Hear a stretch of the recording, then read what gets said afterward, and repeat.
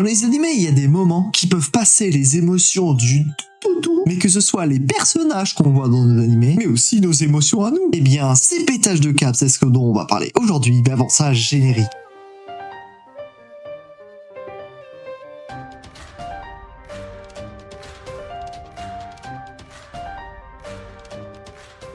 Bonjour à tous et à toutes, ici Kaito. Aujourd'hui, on va parler de ces moments où il y a un changement de regard, une colère, une haine qui naît dans nos personnages. Quelque chose qui montre que ce changement drastique qui fait que ce personnage qu'on connaît depuis très longtemps va changer du tout à tel point qu'on va plus le reconnaître du tout. Celui-ci a de la rage, de la haine et même une folie qui fait qu'on ne le reconnaît pas. Et à ce moment-là, le danger, on le ressent par leur regard, leur prestance. Et on sait que la personne en face d'eux va pas passer un bon moment. Alors bien évidemment, ces pétages de câbles, je pourrais pas tous les mettre. Donc si jamais ça t'en a fait penser à un, n'hésite pas à le mettre dans les commentaires. Mais tout de suite, on va commencer avec le premier pétage de câble, avec l'œuvre. Alors dans Bleach, on a eu plusieurs pétages de câbles. On peut notamment penser à Ichigo dans l'anime récent de la guerre sanglante, quand il est bloqué et qu'il peut pas aller rejoindre ses amis dans la Soul Society et qu'il est complètement moqué, qu'il pète son câble contre le mur parce qu'en fait il sent la pression spirituelle de ses amis disparaître. Byakuya notamment qui va pas très bien.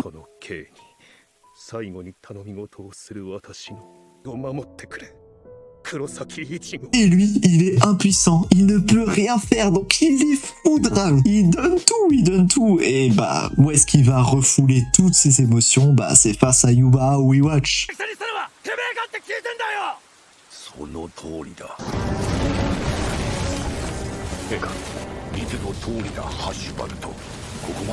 Mais c'est pas le seul moment où il y a un pétage de câble, puisqu'il y a eu ma forme préférée, la forme Vastolordé. Mais pour moi, je ne qualifierais pas là-dedans. Quand on parle de pétage de câble dans Bleach, moi je pense à quelqu'un d'autre et ça n'a rien à voir. Oui, cette personne auquel je pense, je sais qu'il y en a plein d'entre vous, vous le surkiffez. Je parle bien de Toshiro Itsugaya. Rappelez-vous, on est à l'arc Karakura. Les capitaines et les différents Shinigami se réunissent pour essayer de défoncer Aizen et essayent de protéger Ichigo qui est le seul à ne pas avoir vu le Zanpakuto de Aizen et qui donc ne peut pas se faire avoir par ses illusions. Avec leur travail acharné, petit à petit, ils le mettent en difficulté et là, d'un coup, Itsugaya arrive à avoir Aizen par derrière. Ils sont tous contents, mais c'est là que Ichigo intervient et demande... Oui, car ils sont fait avoir par le grand Sasuke Aizen. Et c'est là que Toshiro va voir...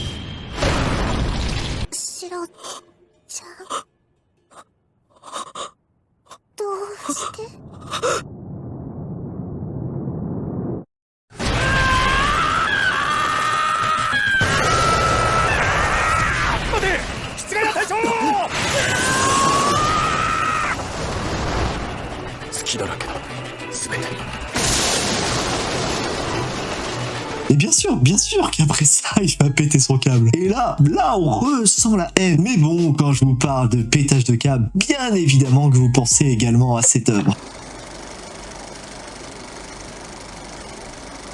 Ah là là, dans Hunter x Hunter, on n'a pas ce moment dans ma version préférée de Hunter x Hunter ou Hunter x Hunter. Oui, dans la version 99, on n'a pas ce pétage de câble. Puisque oui, on parle de l'arc Chimera et de ce qui va venir obséder Gon pendant tout cet arc. Et oui, on parle de l'obsession à ce moment-là parce que le Gon qu'on aimait, qui était tout gentillet, pendant tout cet arc, il va pas du tout être comme ça. Pourquoi ? Parce qu'il est obsédé par Pitou et ce qu'elle aurait pu potentiellement faire à Kaito. Et on le ressent dans son haine, sa haine, tout ça on le ressent à différents moments. La première fois où on réalise réellement l'impact que ça a eu sur lui, c'est quand il a récupéré son haine et qu'on lui demande de montrer son potentiel. À ce moment-là, on le prend un peu de haut et on lui dit...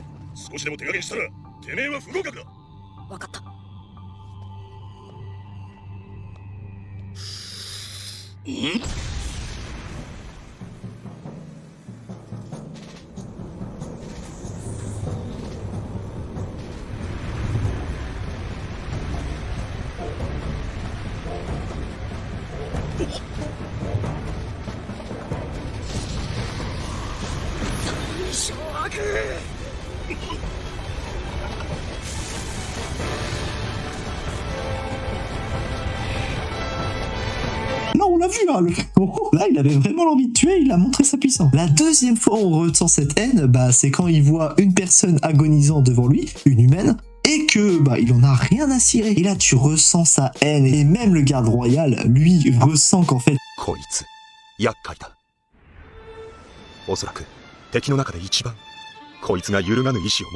mais bon, le dernier, c'est le pétage de câble, c'est la réalisation. Quand il réalise que Pitou, en fait, bah, peut rien faire pour Kaito, elle l'a buté, et que celui-ci est mort. Gon va d'abord être ensanglanté, et après, oh là là, ce pétage de câble.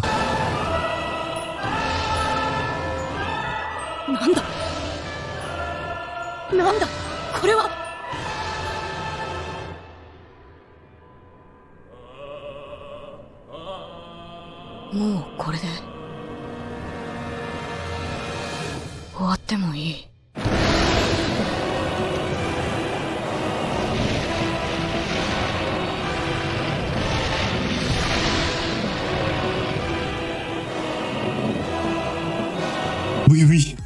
On avait tous pensé à celui-là. Mais bon, il y a d'autres pétages de câble qui, pour moi, sont évidents. Et dans cette œuvre, il y en a quand même pas mal. Ah, dans Dragon Ball ou Dragon Ball Z, il y a quand même pas mal de pétages de câble, mais je vais m'en limiter à que quelques-uns. On peut notamment penser à celui que tout le monde a pensé, c'est-à-dire de Gohan. On se souvient, pendant l'arc Cell, Gohan, bah, il comprend pas trop pourquoi il doit aller se battre, et il a pas ce déclic pour dégager la puissance qu'il a au fond de lui. Et c'est là que C16 va, malheureusement et tristement pour lui, être le déclic. Protège-les pour moi. Je compte sur toi.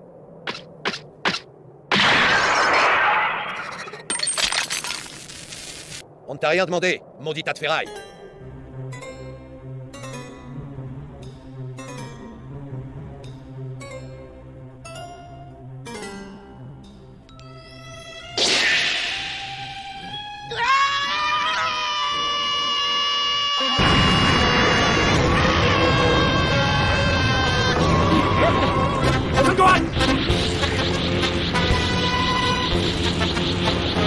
Oui, toute cette scène, elle est gravée en nous, on la connaît tous, et elle a marqué toute une génération, voire même plusieurs générations. Mais c'est pas le seul pétage de câble qui nous a marqué. Par exemple, moi qui est un grand fan de Dragon Ball, mais de Dragon Ball depuis que Goku est petit, ah bah l'arc Namek, je suis obligé de citer l'arc Namek. Oui, Goku a été fou de rage à plein de moments, mais il a jamais été autant qu'à l'arc Namek. Quand il voit son ami d'enfance, Krillin, mourir devant ses yeux, explosé par Frieza le tyran.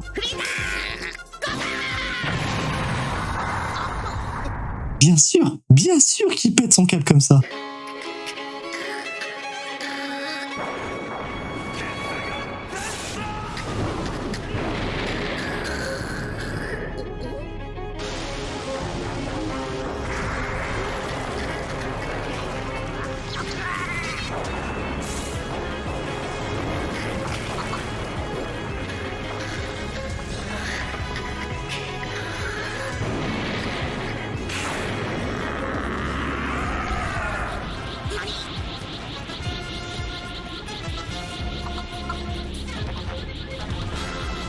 Et là, c'est un pétage de câble, il est au summum, hein, il veut vraiment tuer les gens autour de lui. Et comme il le dit à Gohan, hein, je vous mets le chapitre juste là, il lui dit de se barrer. Parce qu'en fait, il peut pas gérer ses émotions. Hein. Le Super Saiyan, c'est une émotion de haine. Et là, je suis désolé, le déclenchement, il n'y a pas de différenciation. Hein. Le pétage de câble, hein, c'est la haine, que ce soit chez Gon, chez Hitsugaya ou chez Goku. Mais on a un dernier qui nous a marqué, plus précisément dans le film Battle of God. On a Beerus qui vient sur Terre, qui va aller à la fête d'anniversaire de Bulma. Et à un moment, il a fait un truc qui a pas plu à Bulma. Et Bulma, hein, vous connaissez son caractère, elle est venue lui dire direct, sauf que bah, Beerus, elle lui fait pas, et il va venir frapper Bulma. Ah bah croyez-moi, il aurait jamais dû faire ça. Non, comment oses-tu frapper ma Bulma?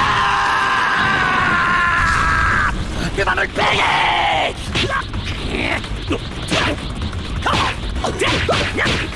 Oh là là, mais ce pétage de câble, et je suis obligé de le mettre en VF. Enfin, on pense tous à toi. Franchement, t'étais un doubleur exceptionnel pour Vegeta. Mais oh là là, le taf, on ressent la haine. Et à ce moment-là, bah, Vegeta, il avait le niveau SSJ3 en SSJ2. Non, franchement, ce pétage de câble, il était incroyable. Et là aussi, il y a une haine. Et quand je vous parle de haine, bah, moi, je pense à un personnage. Et tu penses à un personnage qui a la rage, qui a la haine pendant une bonne partie de sa vie. Moi, je pense direct à cette œuvre-là. Au début de l'œuvre, je vous rappelle, on a un petit Thorfinn qui est un fada de son père, et son père, lui, il prône la non-violence. Et là, on vient le chercher, parce qu'à l'époque, c'était un des plus grands combattants, et il a déserté, et le passé va le rattraper. Et à ce moment-là, Askelan a fait un truc qu'il aurait dû jamais faire, c'est-à-dire, tuer le père de Thorfinn.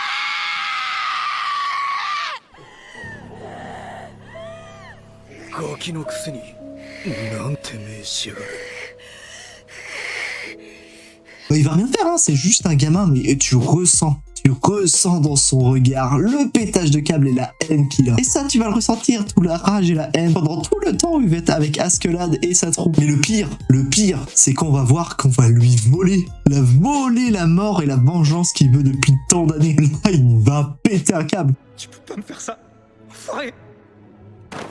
C'était pas censé se passer comme ça. Je devais te tuer après t'avoir battu en duel, t'entends? C'était pas ça le plan. Je t'interdis de mourir. Lève-toi, prends ton épée et affronte-moi en duel. C'est moi qui suis censé te tuer, enfoiré, et personne d'autre. Arrête tes conneries et relève-toi. Ah, il est lourd. C'est pour ça que j'ai jamais pu supporter les mômes. Lève-toi et affronte-moi. Mais il va pas péter un câble comme les autres en mode j'ai la rage et en fait je vais péter ta gueule.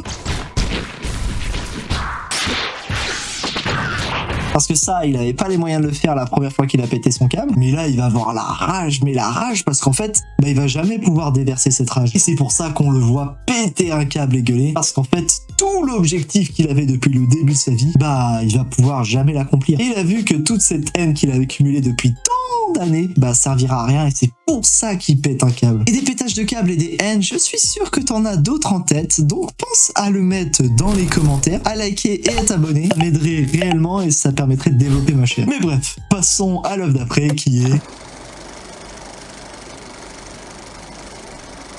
Ah là là, dans Code Geass. L'enragé, c'est notre personnage principal. Oui, le louche, il est vraiment enragé contre ses parents et ça se voit depuis le début. Et c'est de là que naît Zero, parce que en fait Zero, c'est pour cacher ce Lelouch qui est enragé. Car Zero, c'est le symbole de la rébellion, de la paix. Et il doit cacher justement le fait que lui, tout ce qu'il veut, c'est sa vengeance. Sauf que c'est pas lui le pétage de câble. Non.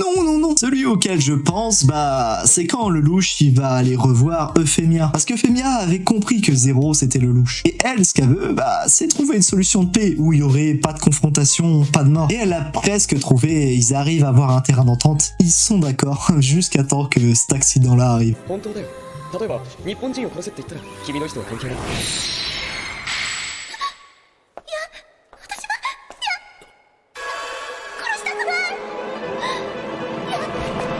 Et là, Euphemia, elle passe du tout au tout. Elle lutte tant qu'elle peut pour éviter de faire l'inimaginable. Mais malheureusement, elle peut pas lutter contre le Geass.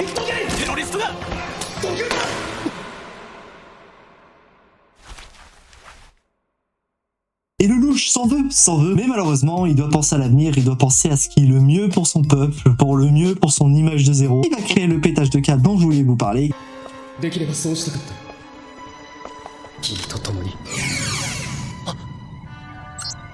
Yuffie.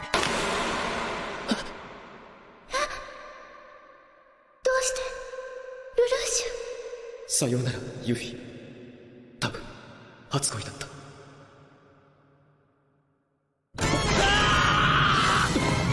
スズこんな時に波動砲は受け止めきれない。ルルーシュを殺させるわけには。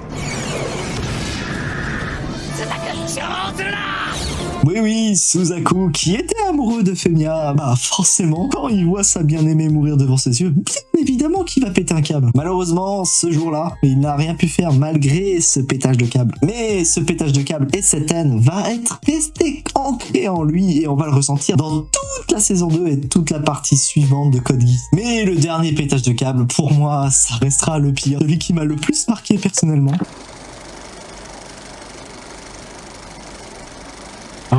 Oui, vous savez pourquoi.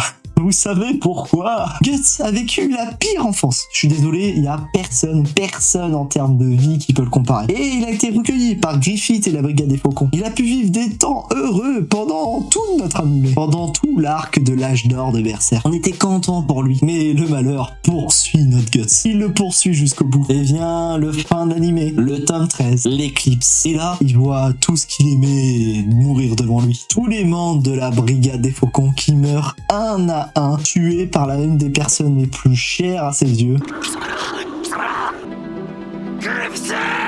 C'est lui qui a déclenché tout ça. Et on comprend du coup au tout début de l'animé, quand on le voyait avoir cette haine absolue, pourquoi il avait cette haine absolue. Mais qu'est-ce qui lui fait péter un câble encore plus?